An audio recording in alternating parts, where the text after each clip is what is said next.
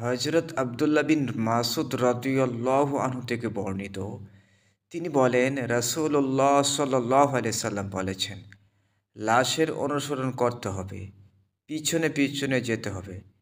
লাশ অনুসরণ করবে না, পেছনে পেছনে থাকবে না। যে ব্যক্তি লাশের আগে আগে যায় সে জানাজার সাথে শরিক নয়। এখানে এই কথাটাই বোঝানো হয়েছে।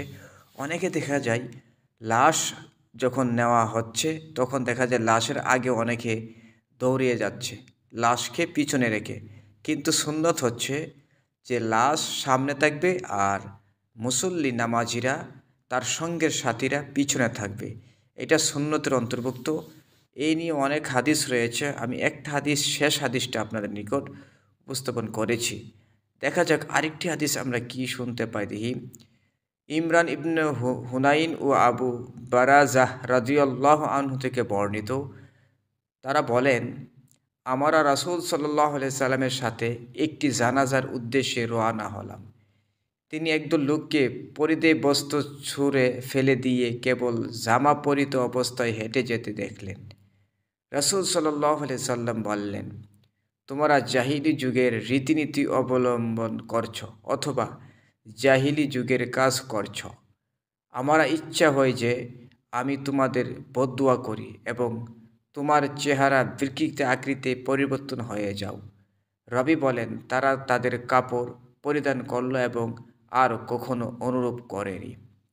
অনেকে আছে খালি গায়ে যাওয়াটাও নিষেধ। এখানে এটাই বোঝানো হয়েছে, খালি গায়ে থাকা সুন্নতের পরিপন্থী এবং অনেক সময় জানাজার নামাজে খালি গায়ে যাওয়া এটাই নিষেধ করেছেন, এটা এখানে বোঝানো হয়েছে। আরেকটি হাদিস আলী বিন আবু তালিব রাদিয়াল্লাহু আনহু থেকে বর্ণিত, রাসূল সাল্লাল্লাহু আলাইহি সাল্লাম বলেন, জানাজায় উপস্থিত হলে তোমরা বিলম্ব করো না। ঠিক আছে, জানাজায় উপস্থিত হতে তোমরা বিলম্ব করতে নিষেধ করেছেন আমাদেরকে। দেখা যায় আমরা অনেকেই ধীর গতিতে বা আমরা অলসতা কাজ করে থাকি।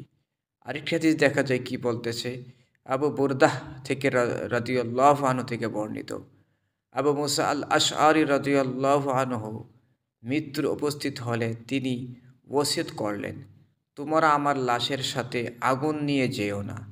তারা তাকে বলেন, আপনি কি এই ব্যাপারে কিছু শুনেছেন?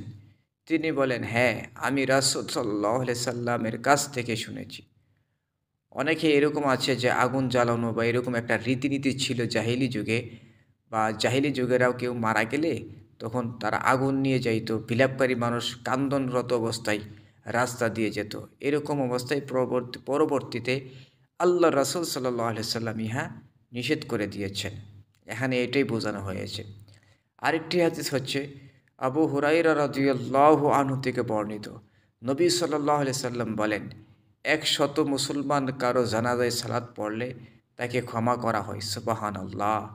কেউ যদি কারো কোনো জানাজায় 100 লোক শরিক হয়ে যায় তাহলে তাকে ক্ষমা করা হয়। সুবহানাল্লাহ। সহিহ হাদিস ইবনে মাজাহ শরীফ থেকে আমি বলছি, আপনারা দেখছেন ফন্ট। আব্দুল্লাহ বিন আব্বাস রাদিয়াল্লাহু আনহুর মুক্তদাস কুরাইজব থেকে বর্ণিত, আব্দুল্লাহ বিন আব্বাস রাদিয়াল্লাহু আনহু এর এক ছেলে মারা গেলে তিনি আমাকে বলেন, হে কুরাইব, উঠে গিয়ে দেখো তো আমার ছেলের জানাজায় কেউ এসেছে কিনা। আমি বললাম, হ্যাঁ। তিনি বললেন, তোমার অমঙ্গল হোক, তুমি তাদের কজনকে দেখলে? 40 জন। আমি বললাম, না, বরঞ্চ তারা আরও অধিক। তিনি বললেন, তোমরা আমার ছেলের লাশ নিয়ে বের হও। আমি সাক্ষী দিচ্ছি যে আমি রাসূল সাল্লাল্লাহু আলাইহি সাল্লামকে বলতে শুনেছি, অন্তত 40 জন মুমিন অপর মুমিন ব্যক্তির সুপারিশ করলে আল্লাহ তাদের সুপারিশ কবুল করেন। সুবহানাল্লাহ। সুন্দর হাদিস দেখেছেন, 40 জন থেকে হাদিস বর্ণিত আছে। 100 জনের কথা আমি পূর্বে হাদিসটি উল্লেখ করেছি। তাহলে জানাজায় যত লোক বেশি হবে ততই ওই মাইয়িতের জন্য মঙ্গলজনক। এটাই এখানে বোঝানো হয়েছে। অনেকে দেখা যায় যে জানাজায় যেতে চায় না বা বলে যে 2-4 জন হলেই জানাজার হক আদায় হয়ে যায়।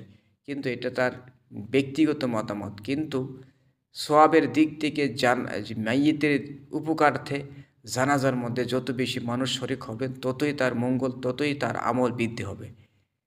আরেকটি হাদিস মারসাদ রাদিয়াল্লাহু আনহু থেকে বর্ণিত, কোনো জানাজায় উপস্থিত হলে এবং লোক সংখ্যা কমে হলে তিনি তাদের 3 সারিতে কাতারবন্দি করে সালাত পড়তেন। তিনি আরও বলেন, রাসূল সাল্লাল্লাহু আলাইহি সাল্লাম বলেছেন, কোনো মৃতের জানাজায় মুসলমানদের 3 সারি লোক হইলে তার জান্নাত অবধারিত। সুবহানাল্লাহ। তাহলে 3 সারিতে হচ্ছে সুন্নত। আর এই হাদিসটি খুবই একটা মজবুত হাদিস, যা তিরমিজি শরীফে, আবু দাউদ শরীফে, আহমদে, এরপরে তারপরে অনেক আরও কিতাবে রয়েছে। তাই বলবো যে আপনারা সকলেই এই জানাজার মধ্যে 3 সারিতে বেজুর সংখ্যাতে আপনারা সালাত আদায় করবেন।